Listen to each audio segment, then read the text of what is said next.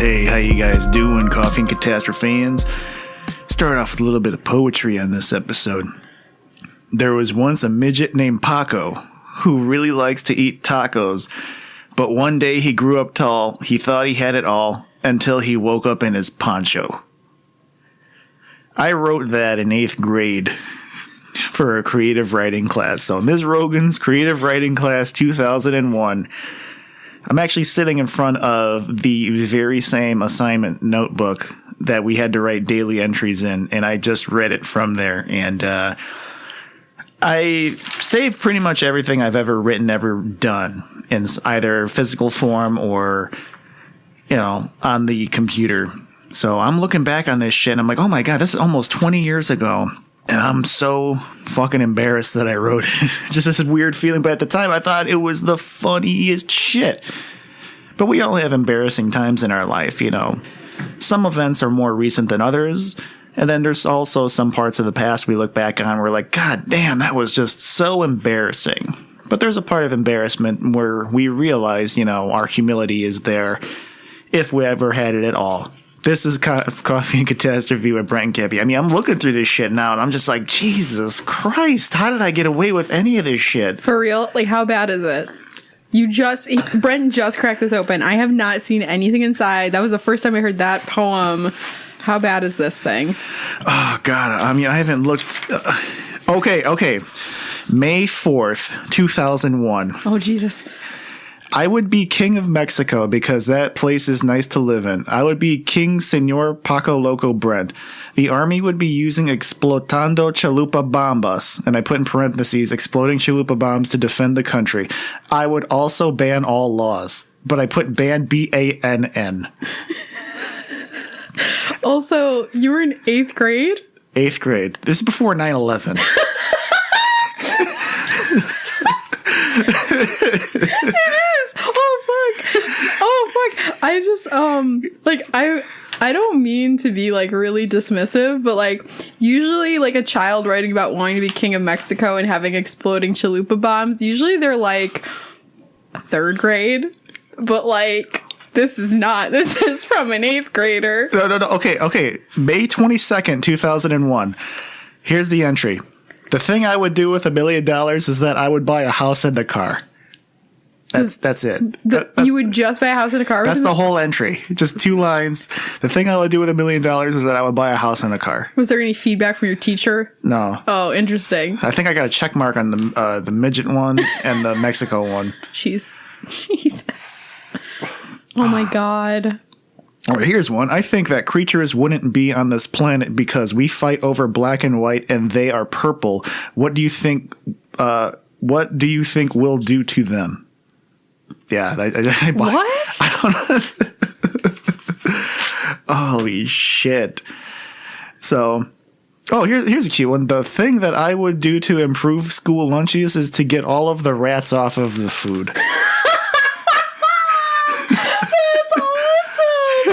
What the fuck was I thinking? Oh my God, it's hysterical. All right, but okay, so do you have any embarrassing racist parts of your past? Either recent or when you were a child? To be honest, no, other than this is really bad. I don't know how old I was, maybe 6. There was I had a fight with my friend who was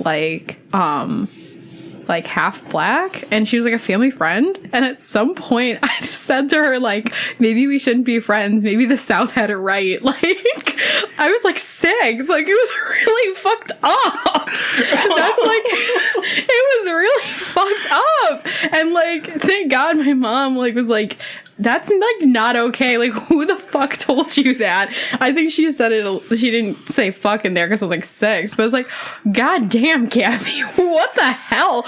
And so then I think I realized oh yeah, you shouldn't say that shit. So not that I feel that, you know what I mean? I feel that way, but I don't say it, So in terms of embarrassment though, just from the ages of 5th grade to freshman year of high school, that was just an embarrassing as fuck time. I moved school districts and made friends with these 4 girls, and they got me into anime. So I was like a weeaboo from like,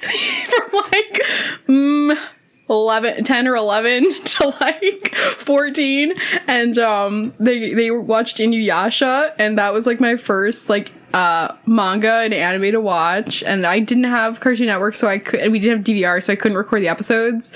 So like one of the girls would record them on a VHS for me every night, and then I'd go home and like watch them and give her the tape back the next day. So it was so yeah, I was just a weeaboo, and we would like play pretend like Inuyasha, and I got to be Sango, who's the chick who carries a big boomerang, which is a really badass character. For the record. But so we did like this weird Inuyasha role play.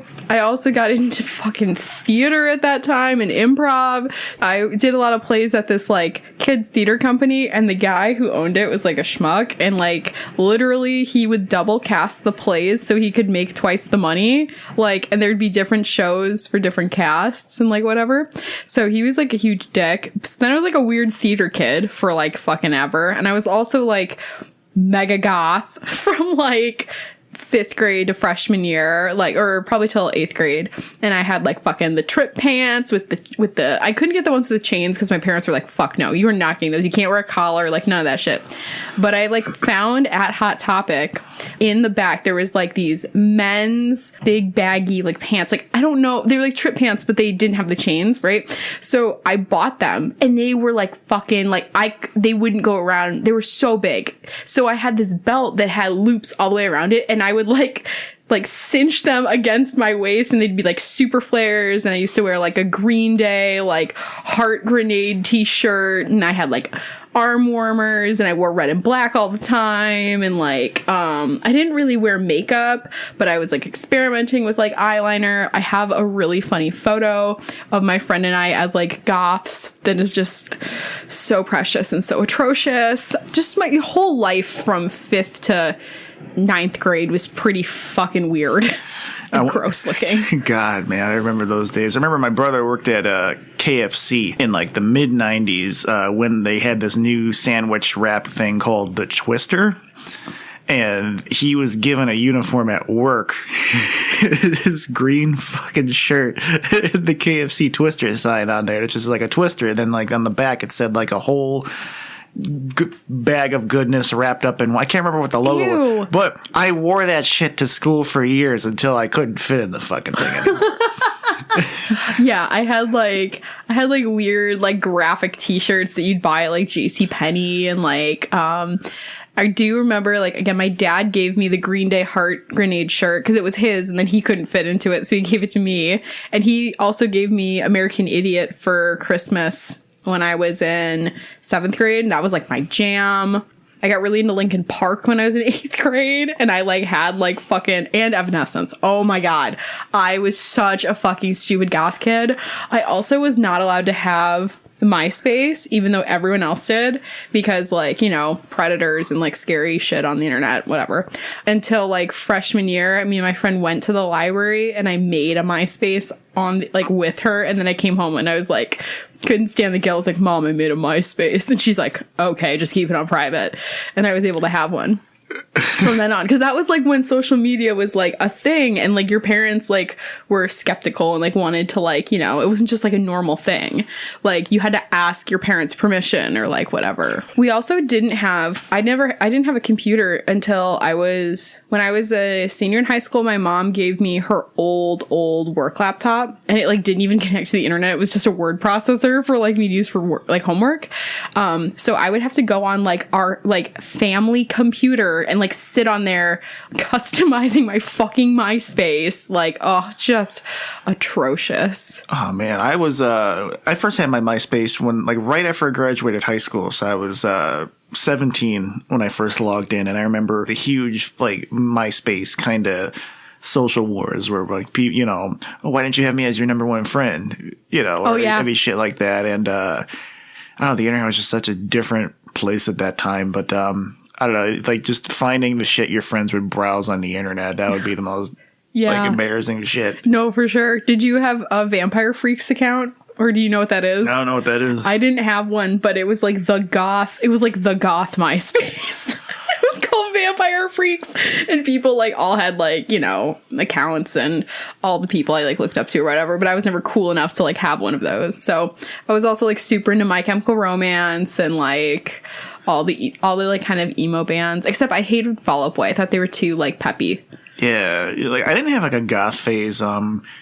Right around the time that I got big, I was like transitioning out of like just having like logos and shit on my shirt. Like I don't know why I went through this weird phase where like every shirt I wore was either from a TV show. Like I had a lot of South Park shirts, I had a lot of wrestling shirts. I mean, I would of course rekindle these phases later in life, like with wrestling shirts and all that stuff. But I remember I went through this like metal phase, not like listening to metal, but okay, like my brother had that big ass chain in the wallet hooked up to the loop of the pants. I actually had that for years, and but the chain was it had like a clip, like you could actually like clip off the chain and then just put it on the loop for ease of access. Yeah. I thought that was so fucking cool, and then I had that like just like tied to like this little. I had a cloth like Walmart wallet that was like $2, and there was like a little loop on the end of it, so I would like tie that to there, and it would just break off because it was just a shitty wallet. And I thought I was so fucking badass, and I always had these pants. My pants were always too baggy for me, and I remember when I was like really little, my parents would buy clothes for me.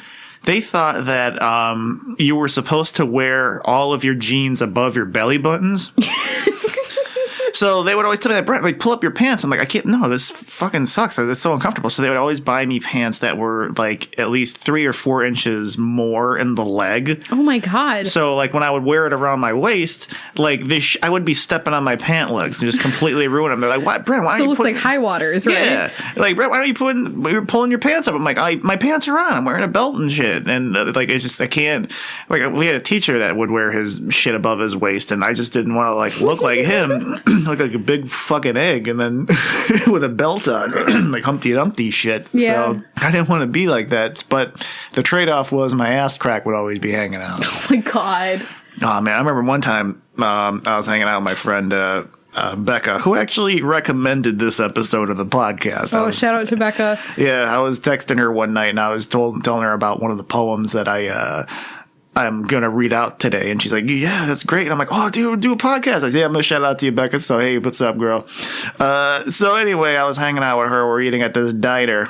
And my back is towards the counter as we're sitting. And she's talking to me like, we're having a good time. Everything's fine. And then I realized, like, it didn't dawn on me until after I was, like, out of the restaurant. The entire time, my fucking whole ass was exposed when I was sitting at the ass crack. Like, and I'm like, why is it fucking cold? It must be some sort of draft. No, the whole crack, it looked like a fucking hatchet wound. Like, it just fucking, like, it just looked like you just saw the crack and then darkness. And that was my ass. And it was hanging out the whole time. And the waiter would just come up to me laughing. He's like, are you want more drink? And he's just like holding his laughing through his fist. And I was just like, yeah. I'm like, why is he so happy? And then, like, I realized it, and then I'm walking outside, and she's like, Brett, your whole ass is hanging out. I'm like, what the fuck? So how old are you? God, I was in my 20s. Oh my God. This was like not too long ago. I think I was maybe 22, 24, or something like that. My ass like has never like been hanging out of my jeans and had that. As you were talking, I was trying to think about like embarrassing things.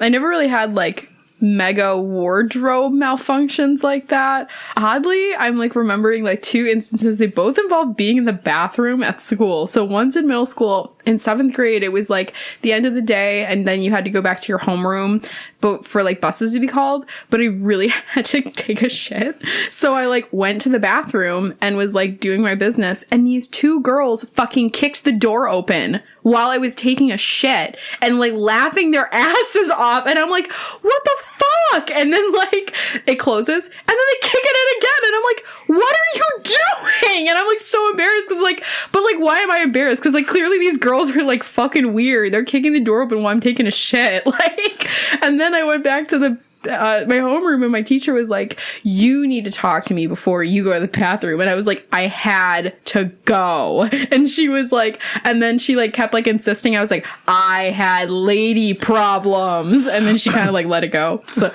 and then actually the second one has to deal with lady problems. I was in the bathroom in high school changing, like, I had my period. So I was like changing my tampon or whatever. And this fucking girl walks in and is like, it smells like feminine hygiene products. Or like she like made some comment about how like my period smelled. Like, and I was like, what? Like she like said that and I was like, what the fuck? Like, does my period smell? And I was like, what the fuck? And like, I have no idea. And I was like, what the fuck? Oh, I also had another embarrassing like incident when it was my freshman year. We had a sub for my art class and the sub is next to me and like I need to fart so bad and I discreetly fart like silently and all of a sudden he looks at me and goes, did you just fart? And I was like, the sub! And I was like, oh no. Like what the fuck? Like, if you think someone farted next to you, don't say anything. If you know someone's changing their tampon for however fucking reason, like you smell the period blood or whatever, like, okay, not cool. Don't say that. I was also like 16. And I'm sure my period was like different than what it is now or would be. I don't know. Yeah, unless she had that like the nose game. Like, yeah, like unless she had like an amazing nose. Because like I mean, like when you're over it, you can smell it, but like other than that, and I had like really heavy periods, so like maybe that was like part of it. But I was like so fucking like mortified. Like how can she smell my period? Yeah, that's talent. It's fucking gross is what it is. It's fucking nasty. All my embarrassing stories have to deal, I guess, with bathroom stuff, except one where I told you I was doing plays and whatever. And one time I transitioned out of that theater company and was doing plays at school. And I had this like chorus part and I had a line and I said the line and then I realized that I fucked up who is the character at the end. So then I was like, I mean this. And that was just awkward.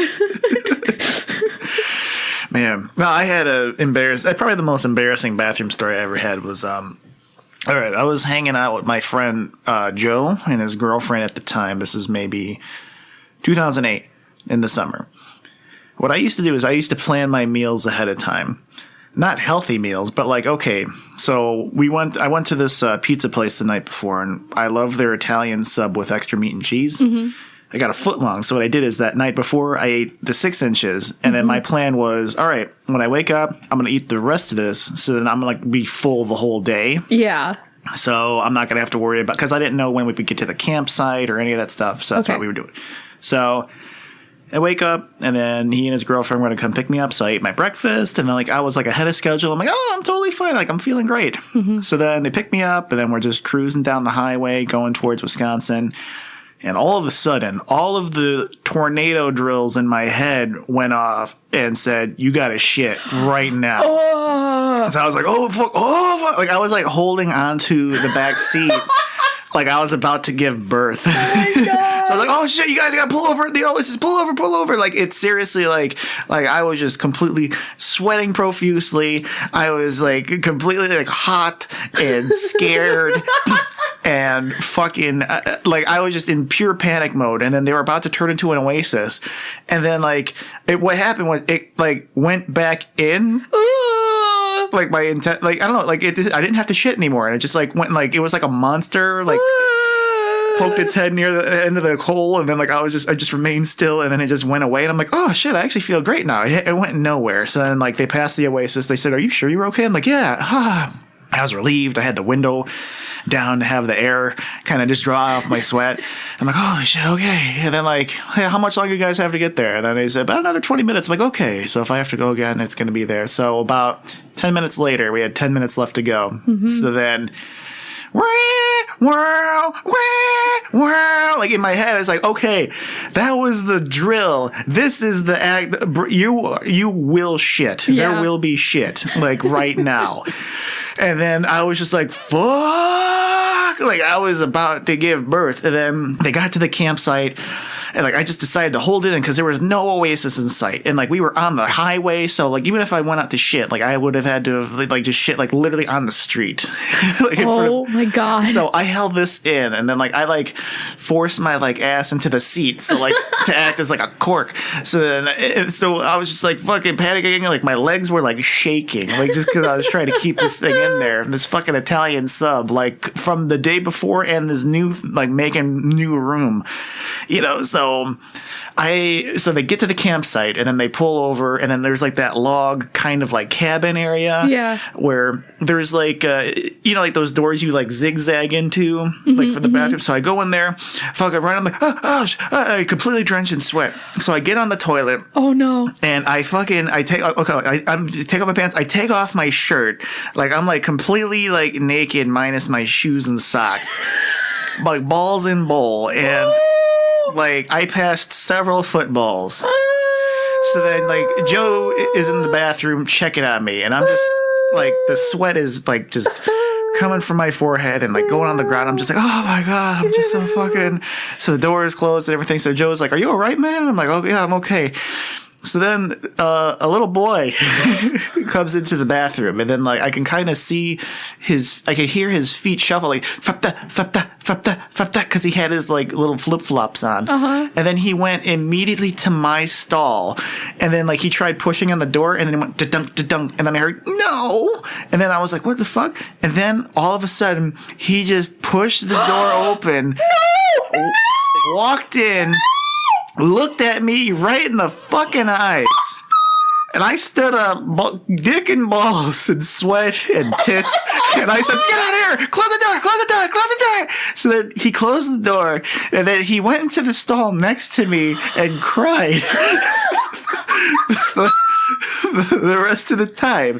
And then Joe was laughing his ass off, and then I finish, and then I put my clothes on, and then I go out there, and then his fucking dad is waiting for him. He's like, is he still in there? And I didn't say a word to him. So that kid carries the trauma of seeing my sweaty balls and for the rest of his life. Oh my and God. Probably has a severe mistrust in men. That is so horrible. So word of advice is shit before you leave the house, folks, because there's a little boy out there waiting for you. That is awesome and horrible. I think in terms of like stripping down naked needlessly, I guess this goes into my 21st birthday. Of course, like I walked in with the intention of not getting drunk because I'd never been drunk before, and I really didn't know my limits when it came to alcohol. Like I had no idea because I really didn't drink, and so not that I do now, but I know my limits now. And so my 21st birthday, like show up, and I didn't realize when you tell people it's your 21st birthday, fucking everyone buys you drinks. The bartender bought me a shot, random people bought me shots, like, and I was like, why shots? But anyway, so I had like 7 drinks in like 2 or 3 hours, which is like too fucking much for me.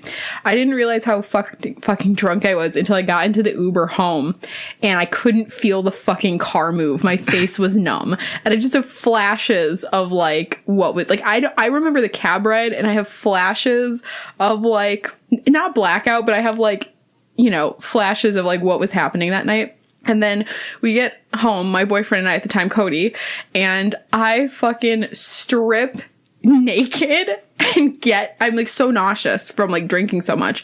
I fucking get into the tub, don't turn on the water, just sit there and fucking shake and convulse. And I'm like, I don't want to throw up. I don't want to throw up. I wish Cody would just made me throw up. It would have been like so much better for me. And I wouldn't have been as hungover as I was the next day. I was so hungover the next day that I vomited on I'll get to that. All right. So I am like in the bathtub, like shaking and convulsing because I'm convinced that if I get cold, I'll sober up. And he's like, babe, you just need to like go to bed. And I was like, no, I don't fucking want to. Like, I'm so sick. I'm never gonna drink again. Blah, blah, blah. And so finally he coaxes me into bed. And like, puts me on at this time, this is also embarrassing. I had a twin bed that we would sleep in together. Like we would have to like you know, be like on top of each other basically, or like I'd have to like really scooch over and he could be in there with me. So he put me on like the outer edge of the bed, like with a trash can, so I could like puke in the middle of the night if I needed to. And of course he's like, you know, you have to lie on your stomach, you can't be on your back, blah blah. And so I wake up and I'm hungover and I don't really realize how hungover I am. And he goes to take a shower and we're supposed to meet my mom for lunch for my birthday. And so I'm like massively hungover, but I don't realize it. I'd eat an apple because I think that's going to help. We get on the fucking bus to take we have 2 buses and a train to get us to where we need to be for lunch. I'm on the first bus and I'm like, uh-oh, I do not feel so hot. Get on the second bus and I am like fucking gripping his hand, think I'm gonna vomit everywhere. Horrible. Get to the train station. He gets me like a huge ass water from like the Starbucks, like that's like near the train station. And I fucking vomited on my hands and knees at the train station, like the white girl I am, while he held my hair. There was people watching and I'm just puking the apple that I ate. So then we get onto the Metro and I'm getting so nauseous because of the movement. And then I was so hungover that when we got to the place, I didn't want another drink, obviously. And for my birthday dinner, I ate French fries because I didn't think I could hold down anything else. And I might have puked when I was at the restaurant too. It was horrible. And I sincerely hope that my horrible and embarrassing story teaches all of you that are not 21 that like on your 21st, I repeat, do not tell anyone it is your 21st because everyone's going to try to buy you shots. Oh my God. I think that's kind of part of the initiation of 21 though. Ugh. So you kind of have to do that. No, I don't think you have to. It's like a culturally so for instance, if that was Thanksgiving or if that was Thanksgiving on your 15th birth, like, you know, the year you were 15, yeah, that would not be as out of place, or that would be more out of place than your 21st birthday. Yeah, which like I don't like the feeling of being drunk. Like I you know, one drink to like, you know, social lubricant, that's one thing, but like more than 2 drinks is just a bad idea for me. And it's taken me a while to realize, obviously, because I don't really drink, like what my limits are. So I'm pretty much like, if I get up to like 2 drinks, like I should stop. 3 drinks, I'm like pushing it. 4 drinks, I'm just like not doing good. Definitely need to stop. Sloppy, bad. Like, oh my God. I went on a date with a guy in like probably last April, and we went to like a brewery tap room before we were gonna go to like the Art Institute, and we never made it to the Art Institute because we like talking to each other or whatever. But like I had 4 beers, and those 4 beers were too much for me. And like, I mean, they had higher alcohol content because we were drinking craft beer or whatever. It wasn't like fucking Bud Light. But I was like, I like have like patches of like going to the bathroom, walking to the restaurant we went to afterwards, like, and just like patches, and then like it really just clears up once we got back to his place, and that's it. And then I was like, I can't let myself drink 4 drinks when I'm out on a date because this just puts me at a way too vulnerable position. Yeah. And also I probably look really gross and I'm sloppy right now. Well, it's kind of hot, you know, when girls drink and, you know, they puke. I didn't puke. I did lose my favorite nose ring though. I lost my favorite nose ring.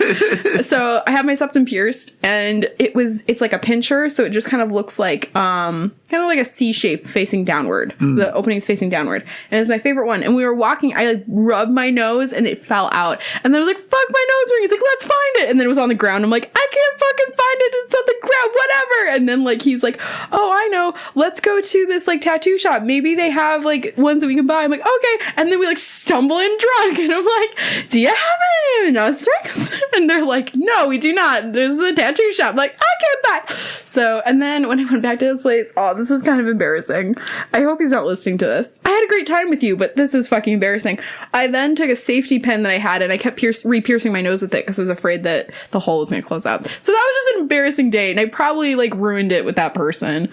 So, but I liked him. I liked him. He had a good personality, was really cool to talk to, but I think I kind of fucked that one up. Well, he's probably into like girls piercing their noses with bobby pins. I don't really think so.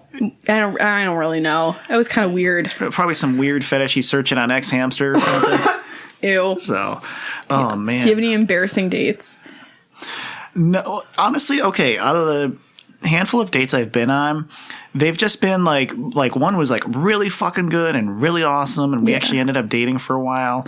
The rest were just kind of like meh, so like it's not like we just didn't connect.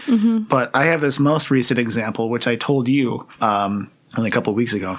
So this all just happened. So I'm at work. This is December. And what I do as part of my job at the warehouse is I check out the van drivers on the computer. So they deliver packages, and then they check in with me, and then I just just like, hey, what packages are you bringing back? And then I sort those to be put back out later on that night. So I'm very friendly, and I'm a very performative extrovert when I'm at that job. So I'm like, hey, what's up? Hey, I'm like goofy. I'm just being myself. So this one girl comes up, and she's pretty cute, Latina, which is my weakness, and she's like, hey, how's it going? I'm like, hey, what's up? What's your name? And she said Samantha, and then she gave me her last name. It's hard to remember people's last names like the first time, so I'm just like, oh, okay. So, and I'm like, yeah, I'll remember your name in a couple days, And she's like, yeah, well, too bad. I'm gonna leave this Thursday. I'm like, what? You're leaving this Thursday? And then she said, yeah, I have cancer.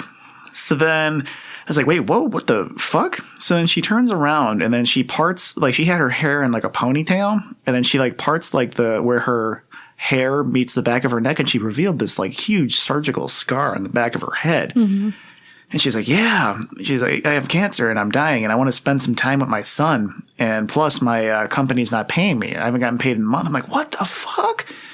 So I do what I do best in those situations is I try to play it off, and, I'm trying to be humorous. So I just like, yeah, hey, I don't know. I can't remember exactly what I said, but it was just very playful, and she was laughing, and then she like giggled, and she's like, ah, you're adorable. And I was just like, oh, thanks. So I was like, well, if I don't see you again, like, good luck, bye, and then like I just gave her a little fist bump, and then that was fun. That was it. So about 20 minutes later, I'm doing my thing behind the desk, and she comes back around, so she's like looking at me, and then like I'm like looking at her, and she's looking at me, and I'm looking at her, and we're both smiling.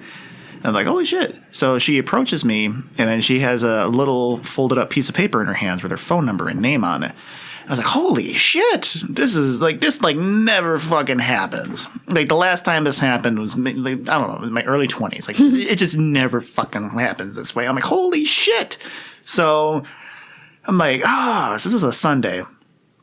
So I'm like, should I text her? I don't know, because if she's dying, I don't want to, maybe get involved. I mean, as bad as that sounds, I didn't want to get very emotionally invested in someone that is dying of cancer. So, but the Monday comes along, and then I just said, okay, I'm going to give it a shot, but I'm not going to seem too eager. So then Tuesday comes along, and then I had the time to actually send her the message. So I just said, hey, Samantha, I just want to say this is Brent from blah, blah, blah, the goofy guy. And I just said, well, all I had to say was the goofy guy from blah, blah, blah. And that's all I would have had to say. LOL. Anyway, I just wanted to say I hope you're doing good, and, want to hear from you soon. Have a great day. Bye. Like 30 seconds later, she texts back, and she's like, hey, Brent, how you doing? I'm like, I'm doing good. What's you up to? And she's like, oh, I'm sick. I just, I didn't go into work today, and I just need medicine and cuddles. And I'm like, LOL. I need the same thing when I'm sick too, except my insurance doesn't cover cuddles. And she's like, LOL. And then I was like, yeah, I need like a cuddle dealer, to get my fix. And she like texts back, I'm a cuddle dealer. And then I said, well, we need to maybe do a transaction someday down the line. LOL. And she's like, haha, so you're cute. And then I was like, yeah, well, you're beautiful. Jesus. And then, oh, Jesus.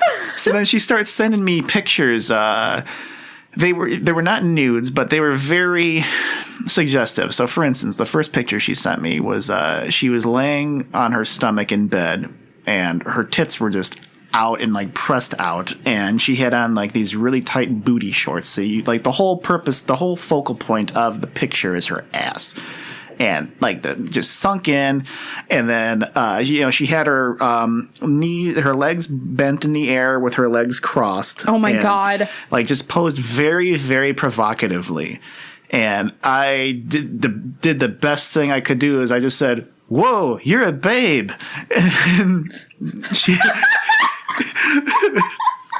So, whoa, you're a babe. With proper punctuation too, because like you had the comma after whoa, yeah, your apostrophe re, yeah, exclamation mark at the end, and nice. then I even put like a shocked emoji face at the end, and then she sent me another one. It was a top-down view where she's got like the perky lips and she's looking like up at the camera lens, and you could just see like full-fledged. Well, you don't see like the nudity, but you just see full-fledged cleavage, like just down her shirt. Oh my god. And I was just like, holy shit. And then, like, after that, and she's like, oh, like, you really think I'm pretty? I'm like, yeah, you're fucking knockout. And then, you know, and I can't, I'm just saying the cheesiest shit I can because it's been a while since I flirted. Oh my God. So then, I said, like, you have, like, the prettiest smile, too. And then she's like, really? You think so? And I said, yeah, as soon as I saw your smile, it's like the stars are twinkling. So I said, as soon as, like, I saw the stars twinkling coming to the desk, I'm like, oh, that's gotta be Nicole. Her name's not Nicole. Her name's Samantha. So then I was just like, holy fuck, I just completely ruined this. So then I just text her back immediately, like, oh, LOL, I'm just still, JK, I'm still learning names, winky face. And my God. and then, like, she just said, LOL, you're adorable. So then, I don't know. And then I was just like, so she's like, so are you single? I said, yeah, single as a Pringle. How about you? And she says, I'm seeing somebody. And then I was like, wait, what? Oh, but you just sent me all these like really flirty pictures, and then so I was just like, okay. And then like it took me a while because she's like, well, I have the right to make friends, you know. And then I was just like, yeah, but I don't send, like, when I make friends, I don't send them my nudes or semi-nudes. So then I was just like, fine, whatever. And then, so then she was just like, what did you intend to do? Did you intend to, like, kiss me or something more? And I was just like, I don't know. I just figured I'd talk with you, maybe go on a date, see where it goes. And then she just like, I can't remember. It was just like, we played it off after that. And then we didn't talk for like a couple hours. So then 2 hours later, I'm like doing my laundry, making my lunch, whatever. So she calls me and I wasn't by my phone. So then there was a voicemail message and she was sick. And she was like, hey, bro, this is Samantha, please call me back. Bye. And I was just like, oh, shit. So I called her back. And keep in mind, the whole time during this phone conversation, I'm talking like this just to be funny. So I call her back. I'm like, hello. And she's like laughing. She's like, ah. But like, she's like the overdone flirty laugh where it's not really laughter. It's like, yeah. Like that. I can tell it's not genuine. Yeah. But that doesn't deter me. Like, I'm like, sir, how are you doing, sir? I heard you're sick. And she's like, yeah, I'm sick. So, what are you doing Friday? And I was just like, I gotta work. Why? What'd you have in mind? She's like, all right, I have a dentist appointment to get all 6 of my wisdom teeth pulled. And I'm like, what time? And she's like, 9 a.m. I want you to pick me up in, I'm not going to say the town. But then she said, yeah, I live there. Like, she says, okay, here's where I live, which is like 30 minutes from me. And she wanted me to take her to like another dentist 30 minutes away at 9 a.m. Jesus. So I was like, no, I can't do that. I got to work. I mean, part of me was just like, I don't want to get up that early. 2, you don't know this person. That's weird. Yeah, 6 wisdom teeth. She's like, I don't have a car. I don't have a ride there. And she's like, it would be fun. Just take the day off and we can hang out and we can cuddle. And I was just like, as awesome as that, 6 wisdom teeth. What are you talking about? And then I said, what are you going to do with the rest of your teeth? And I was just completely playing it like just like that. And she just kept laughing flirtatiously. And then and then I was like, I can't, I don't want to see, that's the thing is I don't want to take advantage of you after you've gone under, you know, the anesthesia. And then she says, I want you to take advantage of me. Oh my God. And I was like, whoa. Ew. I'm like, do you understand you're going to ruin the whole fucking Me Too movement with this bullshit? Like, you want me to take advantage of you while you're sedated? Okay. So then she's like, okay, I'll try to find a ride.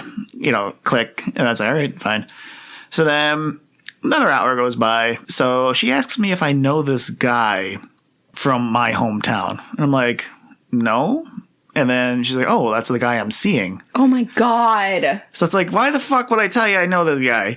So whatever. So then she started sending me more pictures. And then she sent me another picture where, tits are out and, she's just looking on. I'm just like, oh my God, you're gorgeous. Or whatever the fuck I said.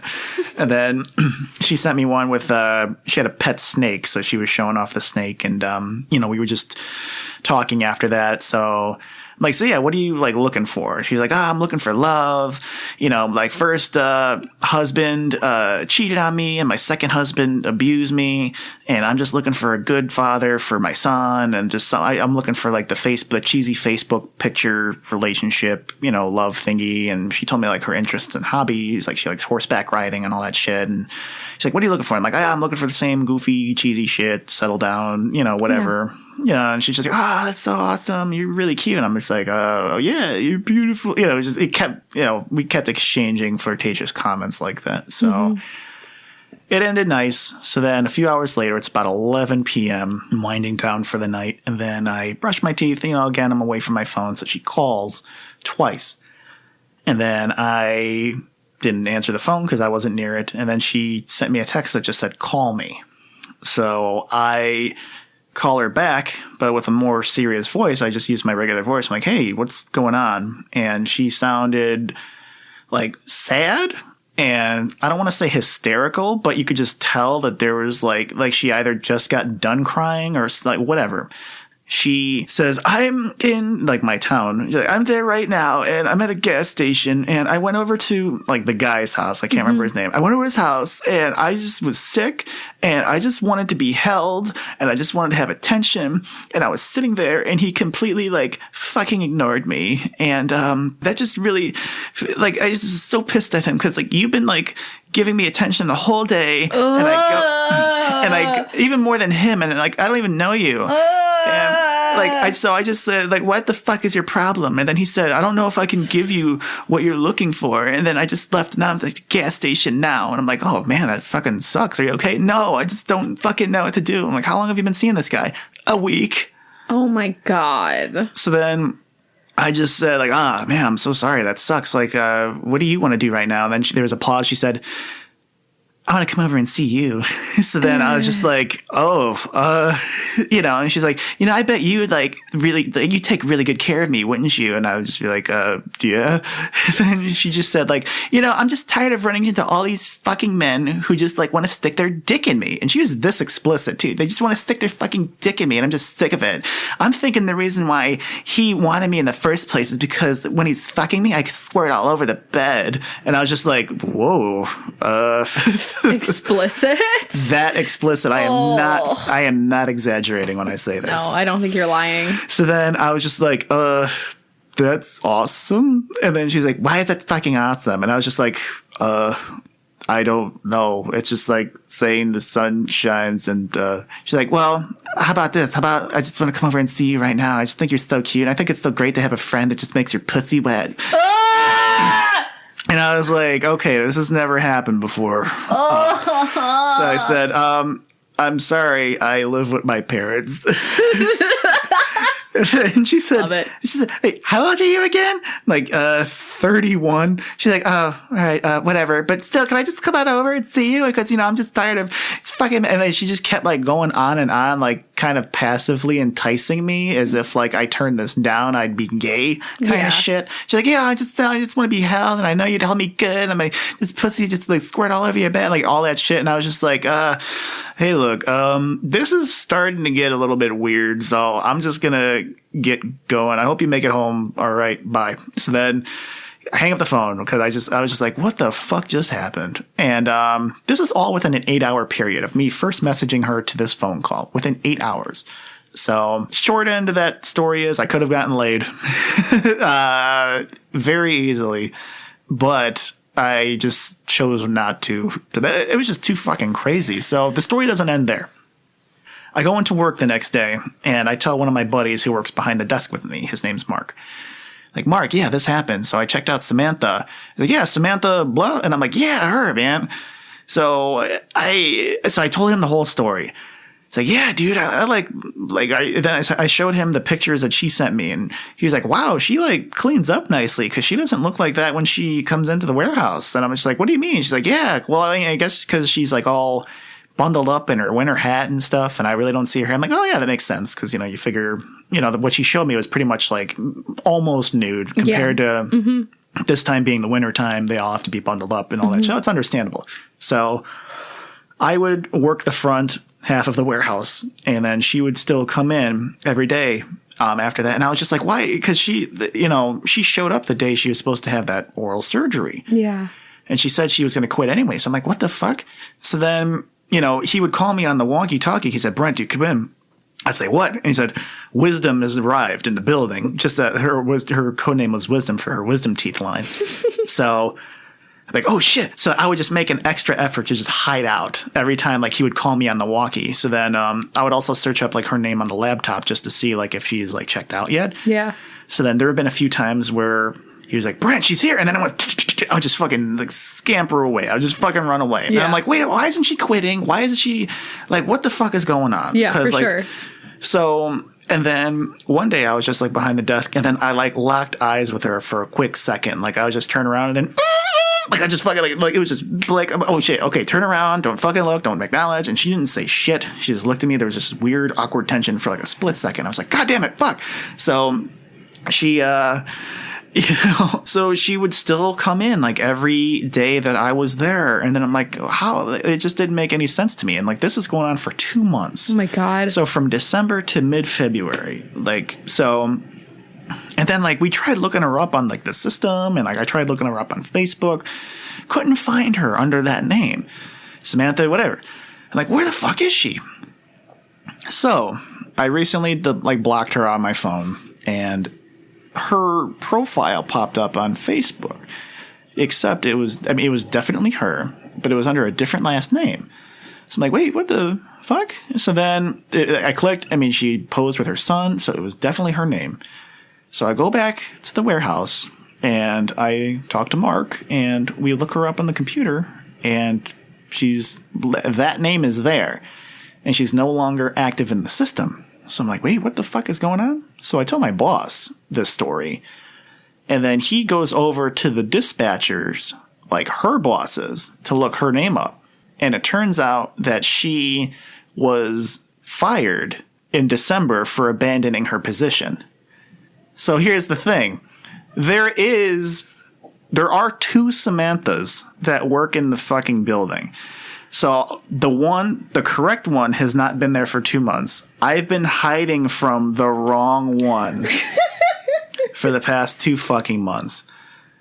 So, and this woman, like the woman that I was hiding from, Mark kept saying like, yeah, I don't know why, like she looks so different. So I finally saw this woman like recently within the past week or so. She's like a 40-year-old white woman. looks nothing like smoker. Looks nothing like the other Samantha that I talked to. Oh my God. So that's the end of the story. It's like now I can go back to work without that fucking anxiety of dealing with that. So that's so fucked up. And as you were telling it, I was like kind of like I was cringing naturally, but now obviously I was making a lot of like exasperated noises because I was just like, oh my God, are you fucking kidding me? But it like made me think back to like the dates that I've been on and how fucking dating is just like weird and awkward, and there's just like so many moments that like I already am like anxious and like don't think highly of myself internally, even though I'm the shit. And so like I will look back at like past dates and be like, oh, that was so dumb, or like, oh, that was so stupid, or like, oh, this or that. I just just so cringy. Just so cringy. I can't believe, like, some of the people I've dated, or, like, why.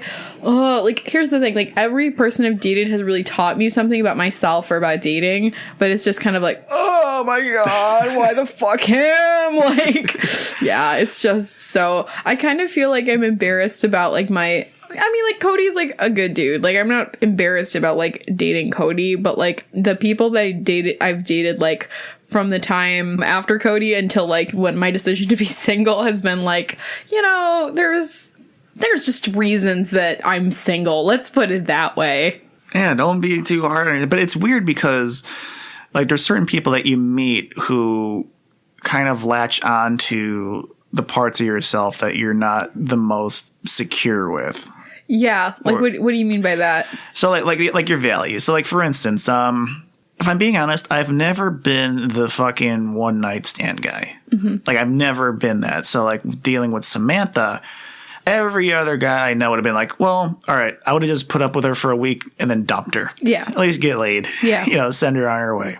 But I just don't roll that way. Yeah, for sure. So, like, whenever I'm in a situation that's, like, overtly flirtatious and, like, not like that, like, just like that, I'm, like, almost, like, humiliated. Yeah. You know, like, even, like, during this interaction, like, you know, I'm just like, one, okay, I live with my parents. Two, had I been on my own, I don't know. I would have probably leaned more towards having her come over. Yeah. But then there was like, well, she'll probably fucking rob me, so I'm not gonna.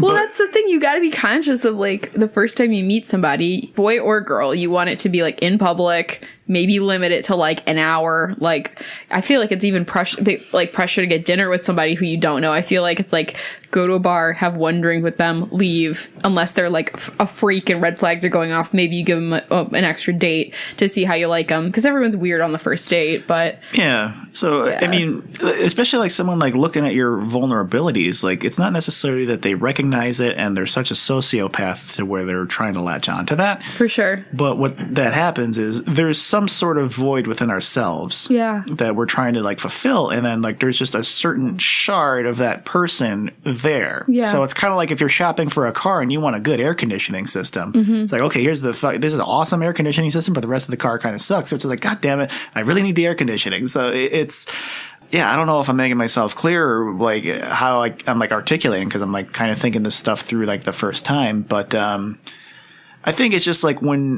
at least when I'm embarrassed, it has something to do with, like, some, like, social norm has been definitely compromised. Yeah. To where I'm socially outed. So, or, like, for instance, like, obviously a little boy shouldn't see you naked when you're taking a shit. No, obviously. That's why it's embarrassing. Or, like with Samantha, I was supposed to be the one to be like, yeah, come on over, I'll give you the dick, as Bernie Mac would say.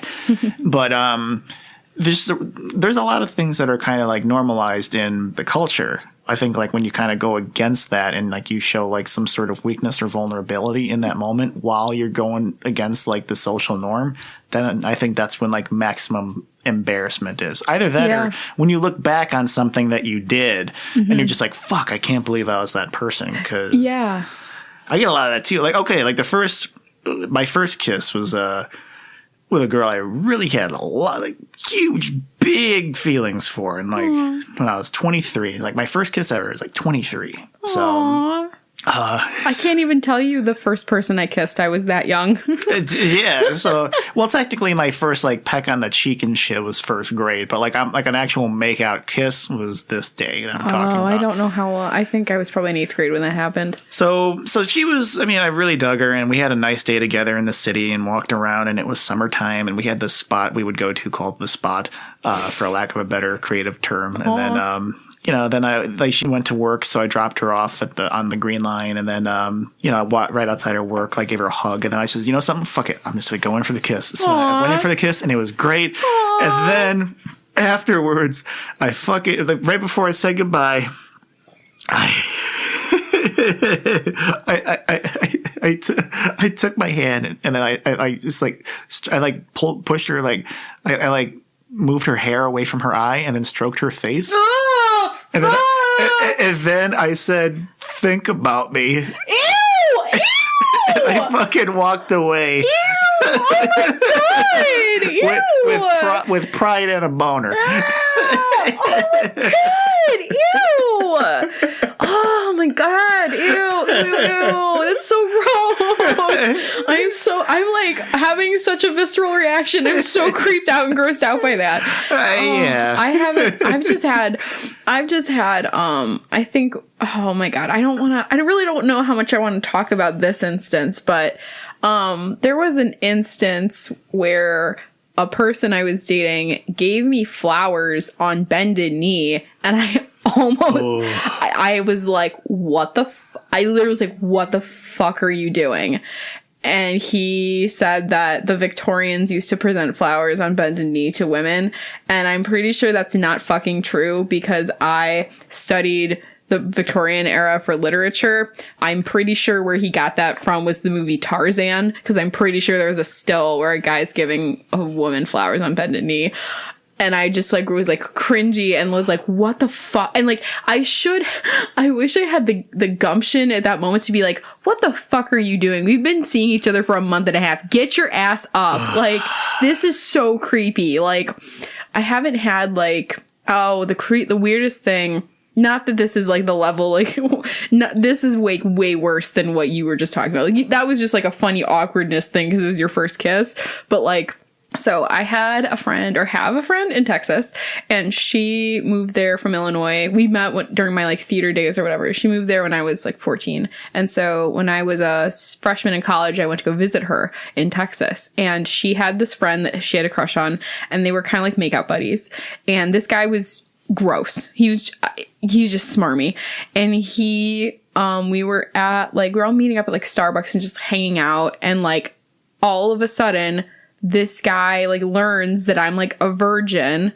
And so he literally was like, we should have sex tonight. Like, I will be your first, blah, blah, blah. And like propositioning me hardcore how he wants to have sex with me that night. And I'm like, no, dude, like, I'm good. Like, thanks. Like, yeah, totally. I'll think about it, but no, it's not going to happen. And like, my friend is right there, like so fucking upset because like she has this crush on this guy. And then I remember she got really mad because she was like, why the fuck do all my guy friends want to fuck you? And I'm like, it was just so, but like I can never ever not see this guy trying to convince me to have sex with him that night. And I was like, no, we're not. I don't know you. No. No. So she was mad at you for saying no? No, she was mad that her guy friends, this guy friend like wanted to have sex with me because but she liked him. That's why. Okay. You know what I mean? Oh. So she liked him, and they had done things, but I'm not sure if they did that. And he was like, as soon as like he found I was a virgin, he was like, oh, we should do it. And it's like, what the fuck? Like, no, get the fuck off. And then yeah, it was really.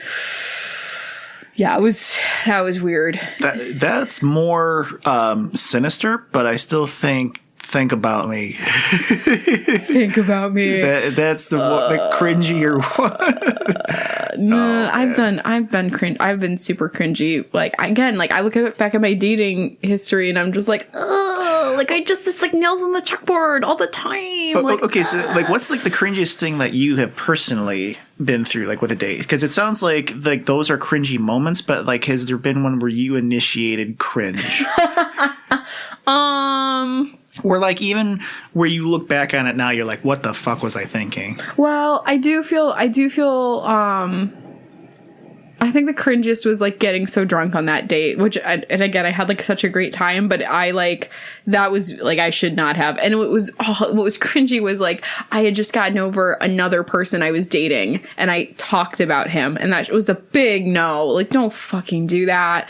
Like, oh my God. Like, it was just gross and weird. And I was just not in a good headspace and not where I am now. I've grown a lot from that moment to now, thank God. But like, you know, anytime you talk about your ex on a date, anytime I don't know. Oh my God. I remember my first date with one guy. I think I've talked about this before. He talked about his suicide attempt on our first date. And I went along with it. He and I dated for like 8, or like he probably went out for like about like, I don't know, about 8 weeks, 6 or 8 weeks. And it was just like, and then he was really upset about his girlfriend, his ex-girlfriend. And he and I were in this position where we oddly like paralleled each other. We just got out of like really long-term relationships with people, and we were the first people to date each other since we'd been single, and we were still processing, and he would like text me that he missed her. And I remember just one day being like, yo, like, I kind of like you, and like, I don't want a relationship right now, but I'm open to it. But in order for that to happen, you need to stop talking about your ex. And he was kind of like, then I don't think we talked like really after that. But that was like as it should be. That's like as it should be. I was sitting here thinking I've never had a one night stand. Okay, so does one night stand have to be intercourse? Typically, that's like the wham bam, thank you ma'am, that's it. I've never had that. I've had things where I like went on dates, went home or to a safe space and like made out with the person or did some other stuff, but I've never had like that. Okay, so like when you just met a guy, you hooked up, and then he was never part of your life again. Never. I've never done that. Well, okay, here's the weird thing though. Does one night stand have to be one night? I think that's the one night. Okay, yeah, no, so I've never had that. I've had like now I'm like finding the parameters because like I've had experiences where like a guy and I hooked up for like a week and then never again talked to them. Well, you're moving on up. Yeah, right. You know, the bar can only be so high. But like that like is my personal like as of late recent embarrassment, and like that's not even like really as of late because I haven't dated for like 6 months at this point. I think almost 6 months. So like that's all like 2018 Gabby. 2019 Gabby has nothing to be embarrassed about. See, it's weird because like a lot of people have fear of being embarrassed and fear of being inserted in embarrassing moments. Like, for instance, like the fear of public speaking, the fear of like being naked in front of other people, like publicly, something like that. But most of the embarrassing shit happens when you're not aware of it. At least in my case, I've never been put into an embarrassing moment where I guess a lot of people laughed at me because I was the one being humiliated. I probably humiliated myself. But all these like embarrassing moments are like, you know, jumping off points, you know. And I'm like looking through this like journal again. God damn. All right. The journal entry, May 11th, 2001. The advice that I would give the president is to get the heck out and let Marion Barry lead. Marion Barry? If you don't know, okay, so for those, those who are not 8 years old during 9/11. Yeah. So, although it's not necessarily that I'm hip to politics, but he was a big topic in comedy in the 90s. He was the mayor who got caught smoking crack. Oh, wait. That's him? Yeah, and he said it was a setup and it was on tape and everything. Oh. Marion Barry. So I think at this time, Marion Barry would have been better than Bush. So, all right. I don't even know what this one says, but okay. So if I were to learn a foreign language, I would learn Spanish. I would learn this because the people at Taco Bell would understand me.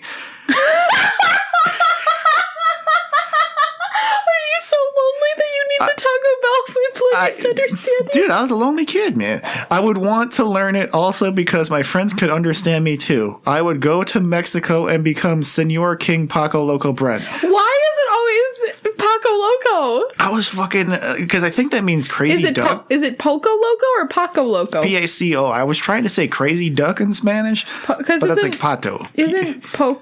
No, pollo is chicken. What am I saying? And then I finished out. This is the language I would want to learn. So, wait, un poco loco? Does that mean I'm a little crazy?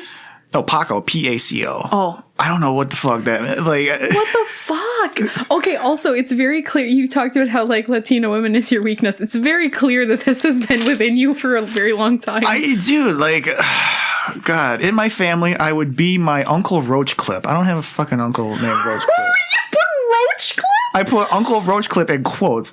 I would be him because he... Did you know what a roach clip was? No. Do you know what a roach clip is now? Yeah. Okay. But I heard it from Cheech and Chong. Like, I fucking... Oh my god! Cheech and Chong. Okay, full disclosure, Cheech and Chong are a huge influence on my like comedy, like all that shit. So I took huge influence. So my family, I would be my Uncle Roachcliffe. I would be him because he gets a whole lot of money every day. He gets all the women, and he has good cars. He is a big influence to me. He has a lot of friends too. This is who I will be in my family. Oh like my none God. of that was fucking true. Oh my God, Uncle Roachcliffe. No. How the fuck did you not get Child Protective Services called on you, dude? This is the day I called the slide generation because so much shit just fucking would slide. Mm-hmm. Like, because I think after 9/11 happened. At this school at the time, the state did not take over until the fall of that year. So literally, when I was a student, like when I was a freshman in high school, we did not have to go to study hall. We did not have to wear lanyards and IDs. We didn't have to go to lunch. There was actually even a smoking section designated. What? No shit, dude. This is like 2001. Like, dude, the fucking inmates ran the asylum at like my middle school, but then the state took over, and then that's when we had to like have sign outs for bathrooms. Like it felt like a community college, like when I was in 8th grade and shit. You know, like That's nobody. So funny. You know, like occasionally we wear IDs, but like now they're a lot more strict with like just like walking around the hallways and shit. But so I used to fucking write a lot, and oh God, this isn't racist. Okay. I would have to say that my favorite color is black. I like to see this color because I like to think black when I am sad. Black is such a dark color. That's why I like it. There is really no other reason to explain my favorite color. This is my favorite color. Oh my God. What the fuck? Yeah. So, God, I used to write down so much shit when I was young, man. Like, so much. I'm just looking through all this bullshit now. There was one girl I had a crush on named Lacey. Mm-hmm. So here's my kind of poem to her. There was once an evil chick named Lacey. The way she looked was crazy. She had a big gap tooth with her cross eyes. She was a goof. When she has seen people turn lazy. You had a crush on this person? Yeah. So you wrote her a poem about having a gap tooth? Yeah. Oh my God. I think the only, like, I'm looking, like, at my closet right now where our studio is, and I have shit in those boxes from my... Dig it out. Yeah? All right. Give me a second. All right. Entertain the people while I grab this box. All right. So, people, while Gabby grabs the box, here's some more shit. All right. The animal that I will buy... Okay, the animal that I will buy is an anaconda. Oh my God. I would buy it to scare my parents and eat all the mice in my house. I would take care of it by feeding it live animals like my dog and mice. Oh my God. My parents would react by running out of the house. This is the animal I would want to own. Okay, so, man, so yeah. If you guys are listening to this episode, please, like, comment, subscribe, like, leave us some sort of embarrassing shit you guys did. Oh, God, those are 3 big-ass boxes. Okay, so... Oh, this is gonna be fucking awesome. Oh, my God. Oh, no. Okay. Oh, no. Okay, all right, so let's do this. This is the latest one. Okay.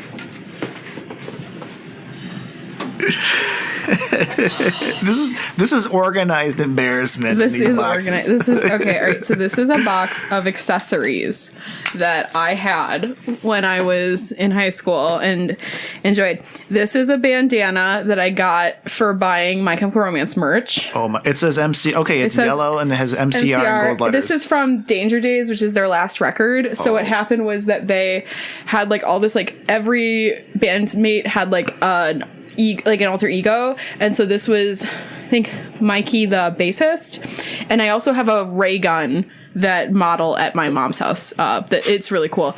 I have these bow clips that are from Hot Topic with like zombie hands on them. All right, they're like lime green, and there's like a severed green zombie hand with like blood and bones sticking out of the wrist, and they're on these cute little bows. I have this pair of like black splattered black with white splatter paint fake glasses that I bought at Urban Outfitters when I was like, I don't know, 16. There's a bunch of photos of me being a scene kid with them. Oh, shit. This is a Skull and Crossbones belt buckle I bought in Germany when I was there with my grandmother at like 14.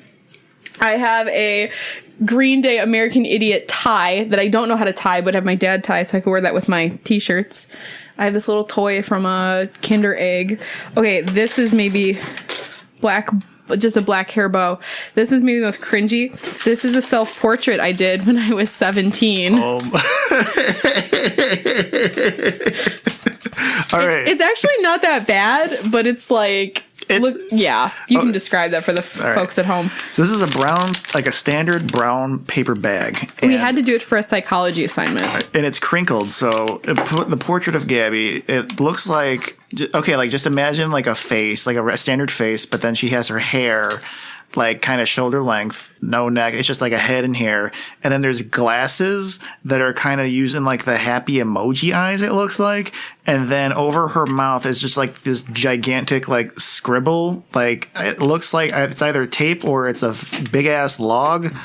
And then underneath it says self, and self is written in red and black, and it's got like red squiggly lines over like the F and the E and all. The back it says my name, and then there's like an anarchy symbol, a broken heart, squiggles. Like the fancy F. I forget, what's that F mean? The F right there. Oh, it's a forte in music. It needs to be strong. See, this is adorable shit. I mean, like, what's like the one that you're like, okay, what's like? I just found it. So get ready. Oh shit. Okay. Get ready for you. Okay, so this is a box that says Gabi on it. It's wood burned. This is from my 6th grade boyfriend to Gabi, love TW, June 2005. It was wood burned and and then when you open it, he Mod Podged a photo of us that we had taken because he moved to Georgia, and so and this is my first earring. That was what was in there. But he was moving, so our moms thought it would be cute if we got pictures, but we look like we're siblings in this picture. like we went to the fucking mall and got pictures taken to remember each other by. Okay, so here's the pose. Picture like Gabi, like young Gabi. Okay, so this dude is laying on his stomach with his arms crossed and his like hair is kind of parted down the middle, and he's smiling at the camera like a big Chuck E. Cheese smile. And then Gabi is perched over him with her elbow like in his back and smiling like, yeah, this is totally a brother-sister pose. Yeah, it's brother-sister. We're like leaning on each other. It's like really gross and creepy. Yeah, that's wow, this is a trip. Whatever happened to this guy? He moved to Georgia and never talked to him again. God. He probably has the same shit like in his room. Like, he probably made for copies. Real. I have a drawing my ex did of me. I have a letter from Ariel, one of my best friends, when I went to college. Read the letter from your ex. It's from Ariel. Oh, do I have a letter from my ex here? Chili B, Gabi is hot. Okay, what's this? Oh, okay, we did this really cute activity. I am lucky to have you in class, and all my classmates wrote me notes about like why they were lucky to have me. I am lucky to know this person because. Aww. And so she is really funny. She's a sweetheart. She feels empathy for everyone, has a genuinely good heart. She's always kind-hearted, helps with projects. I love sitting with her in English. She is so nice. She always has something insightful to say. You're really funny and super intelligent. I love your style of writing. You are so funny. Your articles for The Rampage, which is our student newspaper, are always great. Plus, I love your style and sense of humor. You're a unique, independent, and a glorious girl. It's really cute. Really cute shit. Yeah, that's really cute. That's really cute. I'm going to try and find the embarrassing shit. Oh, this was said Texas trip where my friend got mad. And I don't know why I'm laying on them, but that was the pose that we decided on. Oh, is this the infamous Texas friend? That is my infamous Texas friend. I have never seen a picture. It's not. She's not infamous. Well, I mean, love you, girl. You know who you are. But she's not infamous. But you know. Yeah, these are like old school. Oh shit. Baby pictures. Oh fuck. This is I'm 6, and that must be when I'm 5. All right, this is going on. You got to put this on social media. No. Also, I don't know if you can tell, but my bra is totally see-through in this photo. That's gnarly. Ew. What else? Yeah, this one picture of you, like when you were 6, it looks like you're holding in shit. Like the face, like what was going on in that one? Like when I was 6, I don't know. That was just how I posed. Really discomforted. Yeah, no, I just didn't like photos. I don't think. And the rest of this box is, I think, just photos from when I went to Germany. Oh my god, I've got a fucking notebook in here. Oh god. All right. Here's the Let dirt. me see if there's anything else. Gabby. Oh, this is a birthday card from my friend. Drawings people made of me. Oh god, another horrible self-portrait. It's called Censorship, and it was made January 22nd, 2009. All right. Imagine the same, like a head, and then with like the droopy kind of like anime style hair over her face and eyes, and then it just says STFU where her mouth is, and there's like red, looks like Road Warrior markings on her cheeks. Damn, it's like art shit, man. Okay, so this is a journal from the first entry is March 1st, 2009. Holy shit, that's almost 10 years ago, dude. Yeah, it'll be to the day. It'll be 10 years ago to the day, like very, very soon. The rest of that big box I think is just CDs that I used to like. Yeah, I think they're just CDs, and we'll get to my journal in a second. Let me see. Yeah, these are just CDs, and like it's all like My Chemical Romance, and there's some art that some friends made me, some books.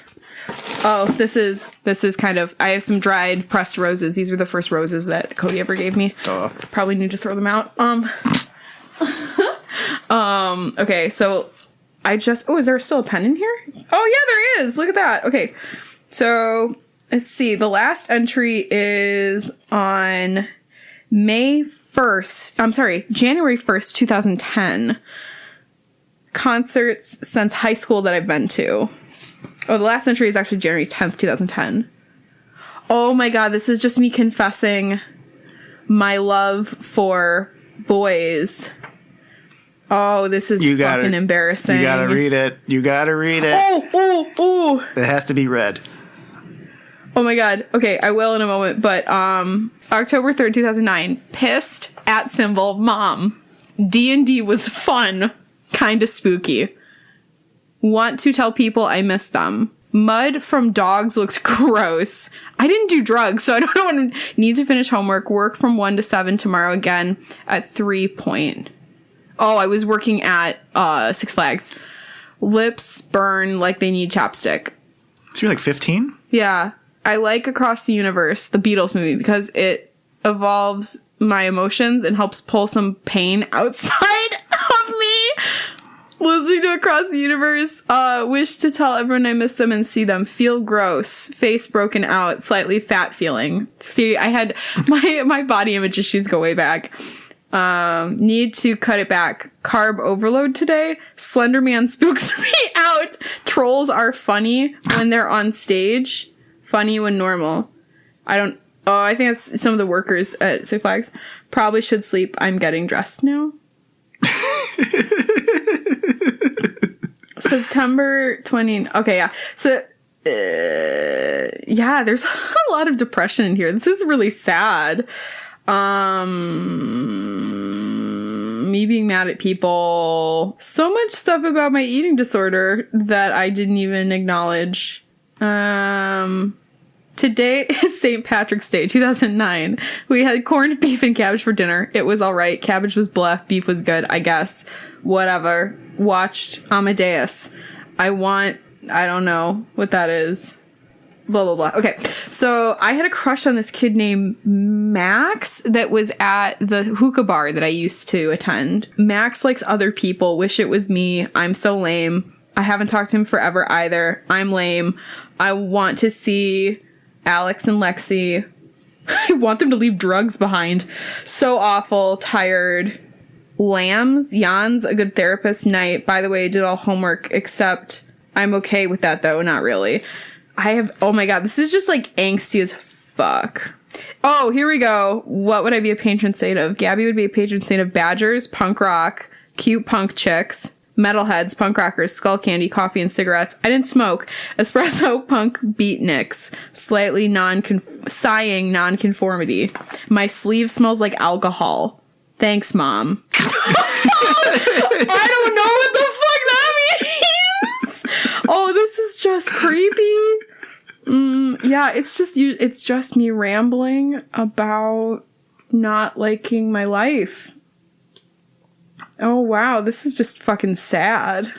I think all of this is kind of leading back to you and Max, man. You gotta. Oh my god, no! I'm pretty sure he moved to like he was still in my area, and I think he's had a girlfriend for like forever, and like I think he moved to like another state to do. I don't even know. I shouldn't have been.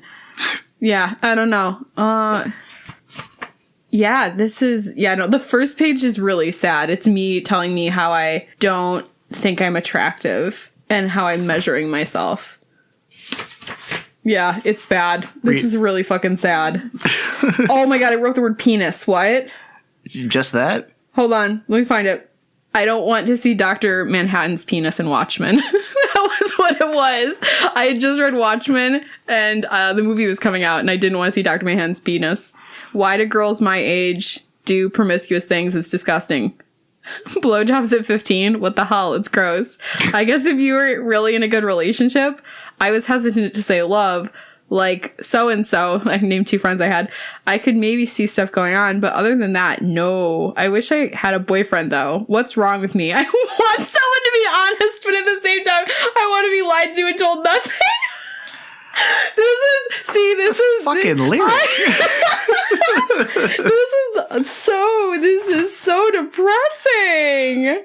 Dude. This is so sad. You don't have that last line on your CD. I don't know what the fuck. This was me tracing my cell phone and drawing it at the time. Oh my god. This is just an AT&T some was that a flip phone? Yeah, it was a Samsung flip phone. It had a message it was a message from Frankie, my friend who had a crush on me. I wonder if I have anything about it. Yeah, I do have a lot of entries where I'm like, fuck this person, fuck this person. Wow. Yeah, it's, yeah, that's just sad. Anyway, I'm gonna burn that tonight. Oh, man. See, like, I didn't really journal personal shit, like that, but I like wrote creatively a lot, especially like in school. Like, school was like the most shit I ever, contributed to and all that shit, man. I used to like write down like my dreams. I used to write fucking poetry. Yeah. I don't know. I think that I did in spurts throughout my life, and that was one spurt. So I'm totally going to burn that later. I'm sorry that was kind of boring. God. So I'm sorry that was boring. That's just now that I'm moving, I guess I'm going to burn all that. You got to hold on to that shit. It's a part of yourself, man. Yeah, I guess. I guess. All right. So I wrote this poem. I think, like, when I was in college, I was, like, 18, and I took a creative writing class. Or actually, I don't know. I used to write down my dreams. Okay, so here's it's called The Axe. Oh, boy. So, I find myself in a hotel room being confronted by a woman. I find out she's a prostitute. I tell her that I do not want anything from her. She starts to cry, and I just hold her in my arms. She clings to my body as if we are drowning at seaside. The tears dry. She leaves the room. And when I start to change, I go into the shower with a giant pickaxe in my hands, and I begin to swing upwards. Oh my god. Guiding the blade to my back. Oh my god. It is at this time my vision is different. I am controlling what I am doing, but I am seeing this event from outside my body. I gaze at what looks like to be my former self. I stare quietly. This is not the same person I know. I jump back into my body. The blade pierces my skin, but there is no blood. From the wounds, something giant starts to sprout. Something unexplainable grows from out of my body. Almost looks like another being. It goes away after a while. I look in the mirror and see dark circles under my eyes. They were not there before. The more I interact with the girl, the more I destroy myself. She is changing. I am changing. For the better. The fuck was shit? That is terrifying. What the fuck? That was a fucking dream I had, though, man. Like, reading that, like, I actually had that. That was a very vivid dream I had. Dude. Especially, like, the pickaxe in the shower, like, in the fucking, looking at the dark circles in my eyes. Like, that was really fucked up, man. I don't know. I don't even know the girl at the time, but I guess that was on my mind. Oh, my God. So... I used to, okay, don't worry, folks. I used to have, like another dream I had one time when I was driving in a convertible and my balls were itching. So I took off my balls and scratched them. So I never remembered my dreams, except I would have like really mundane ones. I remember that I had a really big crush on this boy I was friends with, but he had a girlfriend, so I could never like obviously make a move. But I had a dream one time that he we were on a street corner and he lifted me up and kissed me. And then I like the next day, like couldn't talk to him because I was like, it was like what I wanted, but I couldn't have it. Oh, man. I actually wrote about him in there. I'm not going to say his name. Oh. I'm not going to say his name. He doesn't deserve that. These little dreams and shit. Like the one that, here's a, like, I don't know, I was really fucking, well, I'm pretentious now, but like back then, like, okay, this is from March 21st, 2006, and it's called An Ashtray of Hope and Stillness. Ashtrays placed in front of buildings, no smoking allowed in them. A lazy person flicks the cigarette, not caring where it lands. A respectful person will make sure it gets placed in the ashtray. More cigarettes end up on the ground right near the ashtray. It's not even 50%, it is the majority. Only a few little cigarettes make it into white sand. Maybe that sand represents hope and dreams. The little cigarette could represent the person's overall motivation. The ground represents a field of failed attempts. Only a few are motivated enough to achieve their hopes and dreams. The rest have a thought, but it is lost forever. They blame it on the wind. But usually there is no wind. Even with wind, they could still put that little stick of hopes and dreams in their desires. But they are afraid to blame themselves. When I see those little cigarettes in the ground, I somewhat lose faith in humanity, but then I realize that I do not smoke, and I have problems with my future as well. But what am I to expect? Is this the future of society? Something tells me so. And then I think to myself that I should not worry, because I do not smoke. I will end up in the white sand with the very few and successful. Wow, that is really moving. I don't know, what the fuck was I, damn. That's really good. I liked that though. It's kind of cool. Wow. I'm going to see if I can go into, I think I have some old poetry on my Gmail. Let me see if I can find it. Or it's just in my Drive. Oh my God. My Google account. All right. That was really good though. I thought I liked that. I haven't seen that in 13 years. Yeah? Like, dude, because I wrote that for class, man. And, I'm seeing one that's, oh my God. All right. Uh-oh. Oh, God. Uh-oh, is it bad? Here's the thing. This is so bad, I wish it was racist. Oh, my God. What? How bad is this shit? All right. I wrote this in my creative writing class. It's called Journey of a Prick. Oh, God. It was a regular Friday night for me, always nothing to look forward to or accomplish. Without my knowledge, this night would never be the same. I saw many girls walk past me, all catch my eye. All I could think was L-U-S-T. I sat down to say, let's admire the view. My eyes undressed every last one of them, for I was perverse in my thoughts. I wanted to see what I longed for, things their parents wouldn't approve looking at. That want was never satisfied. God damn it. Ew. Never looking into their eyes. I was never an acknowledgement. I was just another pig with clothes on. I was what many would call a dime a dozen. My eyes grew bored from the quick glances and blank stares at body parts. I temporarily filled the void in my empty heart and needed something else to fill, so I got up from my seat to fill the void in my stomach. A Coke and a brownie were in my possession. Yeah. I walked back to my seat, sipping my beloved soda. I haven't had soda in like 14 years. I was sipping my beloved soda. As I put the can down, I saw a girl sitting in my seat. I wanted to undress her with my eyes, but I was too close. I didn't want her to see how I really was. With an innocent voice, she asked me, "Oh, I'm sorry. Were you sitting here?" She had me concerned. I had to look her in the eyes and reply. I nervously said, "Yeah, that's okay. Would you mind if I sat next to you?" She looked me back in the eyes and replied, "Sure, knock yourself out." When I sat down, I felt punched from the inside. I wasn't sure if I wanted to remain sitting next to her. I didn't want to hurt her the way I hurt other girls like her. I wanted to get up and leave. But there was something about this one. We began talking. I cannot remember about what. But can you pay attention to words when you're looking at something you have never seen before? For the few seconds that I looked into her eyes, I realized that they were the most beautiful eyes I have ever seen. I was surprised because I never associated beauty with eyes. At this point, it was very hard for me to not be attracted to her. I tried to avoid any attachment. I kept thinking, how is this happening? I haven't looked at her chest once. The longer I kept looking into her eyes, the more I began to feel different. I've always heard that you get butterflies in your stomach. That was not the case for me. Instead, there was a beam of light in my soul, and everything I never seen before became bright and leaned away from dark places. A familiar feeling. Her eyes showed me something that I never saw before in a woman. A heart. A heart. Oh my God! A heart so full of life, personality, surprise, and above all, beauty. Yes, it's true that breasts are closer to the heart, but the eyes reflect on what's on the inside. When I saw that, I became a new person. The last words I remember being exchanged were, "Hey, you got a name?" "Yeah, it's..." And there's just a bunch of ellipses. Her name escapes me, but I think of it as a punishment for what I have done for all the things I was unaware of for the past 18 years. That is okay. Her name is not what is important. It was her eyes and how they have changed me.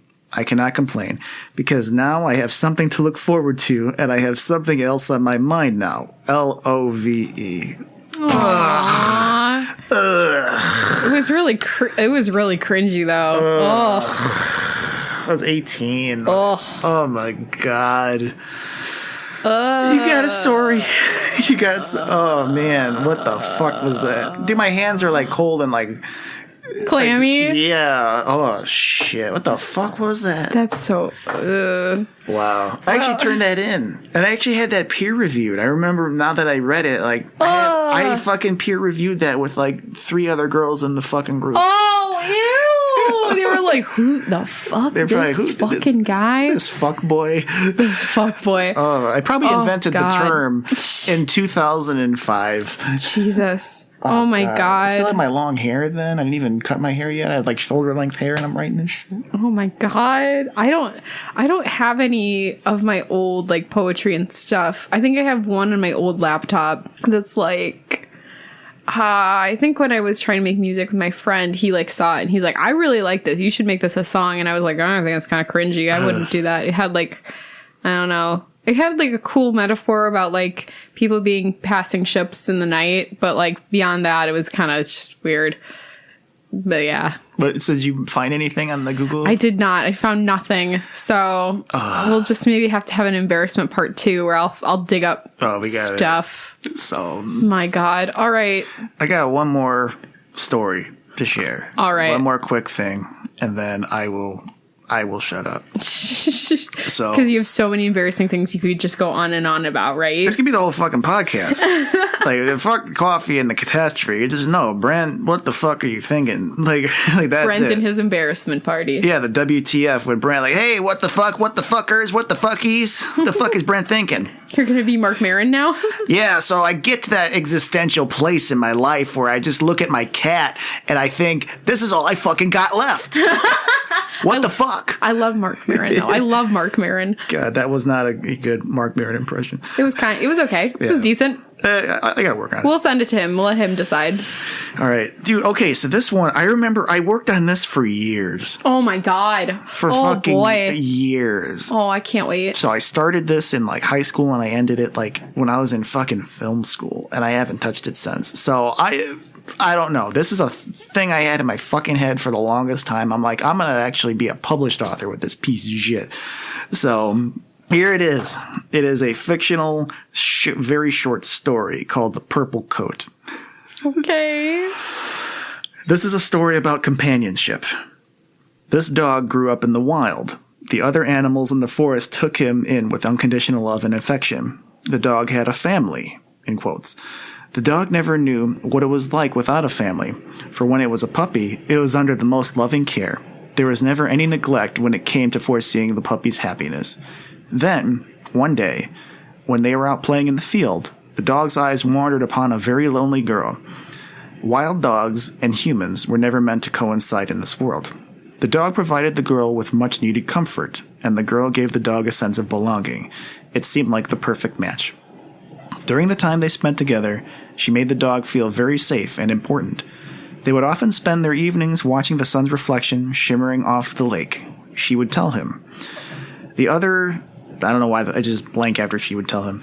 The other animals grew jealous of this new person. How could they not love her? Asked the dog. If there is anything that makes sense in this world, it is that she loves me with all of her heart. The dog's logic was absolutely flawless. She had a gift for him. It was a purple coat. The dog did not know if he would take it or not. This is the first time he had seen anything like it.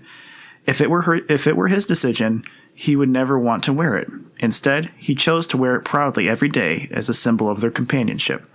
Pretty soon, their days spent together turned into several years. Time after time, she kept shooing the dog away from its home. Every time he came back home, he sported the purple coat. Every time the other dogs saw him, they shouted, "You're crazy, what do you see in her?" A barrage of insults were followed by, "You're nothing but a pet to her. She's your master." The dog would rather die than be without her in his life. The dog did not have a home anymore. His only options were to find his way home or become lost forever. This dog was special. He did both. The safety the dog felt underneath the coat was beginning to wear thin as time passed. As the dog carried himself en route to the girl's house, he felt the coat growing too heavy to handle. The dog decided to take a break in the garden of beautiful flowers.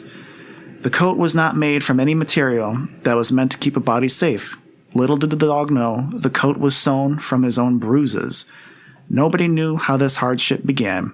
Did the dog bite her? Did the girl hit the dog? Perhaps the girl wanted to return to her lonely state.